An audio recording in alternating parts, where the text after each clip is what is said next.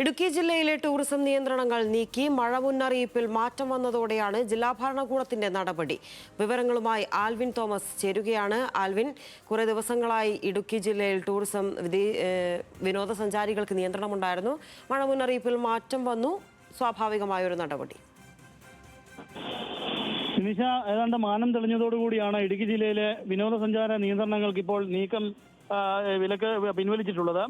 മൂന്നാർ, പള്ളിവാസൽ, കുഞ്ചുതണ്ണി, വാഗമൺ വില്ലേജുകളിലാണ് നേരത്തെ വിനോദസഞ്ചാര പ്രവർത്തനങ്ങൾക്ക് പൂർണ്ണമായും നിർത്തിവെച്ചുള്ള ഉത്തരവ് ഉണ്ടായിരുന്നത്.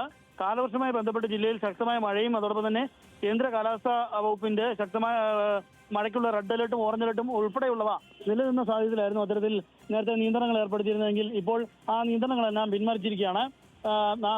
ഇന്ന് മുതൽ നിയന്ത്രണങ്ങൾ പിൻവലിച്ചുകൊണ്ടുള്ള ഉത്തരവാണ് ഇപ്പോൾ ദുരന്ത നിവാരണ അതോറിറ്റിയുടെ ചെയർമാൻ എന്ന നിലയിൽ ഇടുക്കി ജില്ലാ കളക്ടർ ഉത്തരവിട്ടിരിക്കുന്നത്. ഈ മേൽപ്പറഞ്ഞ വില്ലേജുകളിലെല്ലാം ടൂറിസം പ്രവർത്തനങ്ങൾക്ക് ഇനി തടസ്സമില്ലാതെ നടത്താമെന്നുള്ള ഒരു ഉത്തരവാണ് ഇതിൽ വന്നിരിക്കുന്നത്. ഇടുക്കി ജില്ലയിൽ പൊതുവെ കാലാവസ്ഥ മഴ മാറിയ അവസ്ഥയാണ്, ഏതാണ്ട് മാനം തെളിഞ്ഞ അവസ്ഥയാണ്. അതുകൊണ്ടുകൂടിയാണ് ഇപ്പോൾ ഈ ഉത്തരവ് ഇപ്പോൾ ജില്ലാ കളക്ടർ പുറത്തിറക്കിയിട്ടുള്ളത്.